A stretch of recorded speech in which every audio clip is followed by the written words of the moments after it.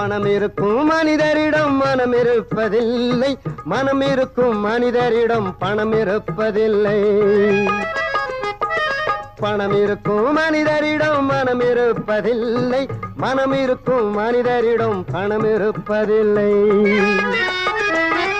பணம் படைத்த வீட்டினிலே வந்ததெல்லாம் சொந்தம், பணம் இல்லாத மனிதருக்கு சொந்தம் எல்லாம் துன்பம்.